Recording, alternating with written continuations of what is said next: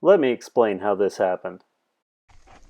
Decided to get out on the trail with the Trek 820, try to get some trail footage. I've been promising that for a while. David was going to follow along on his Pacific Evolution, get a little bit of chase footage, maybe help out with a new angle. Unfortunately, trail that I chose to go on, 70-foot drop off to the left, he brought my attention to the fact that that might not be the best place for him. So we opted for some hard-packed trail footage. I was hoping this would give a good chase view, and I was using his brake noises to judge how far behind me he was. And looking back at the footage, I was a good 7 seconds ahead of him.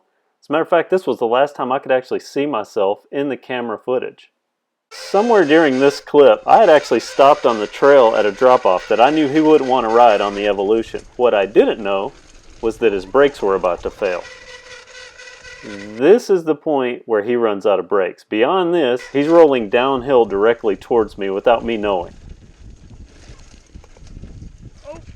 Hindsight's always 20/20, and in this case, there's a little bit of hindsight on both sides. First and foremost, let me state, I should have never stopped on the trail in the middle of the trail. You should never do that, regardless of how far back you think the person behind you is.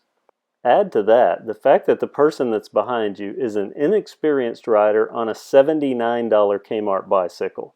Now he's barely able to keep this thing on the trail. His brakes have failed, so he has no choice. He's trying to ride it out. Now there was 7 seconds to make a decision.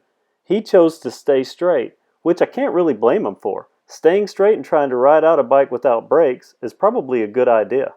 Unfortunately, straight meant going directly into the rear of a steel Trek 820.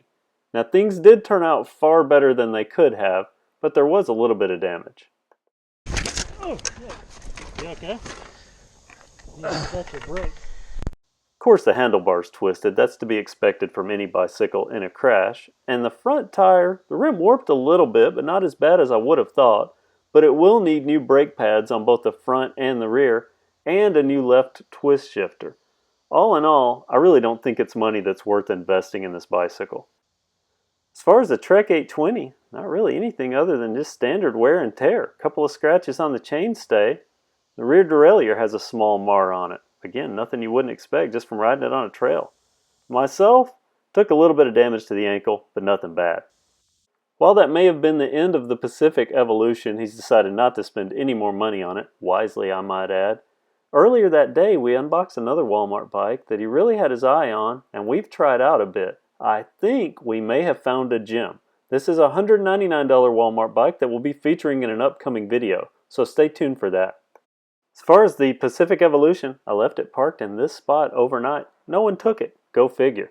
Now it's sitting in my basement until we figure out something to do with the parts or it. Thanks for watching. Stay safe on the trail. Don't stop in front of people, and have a great day.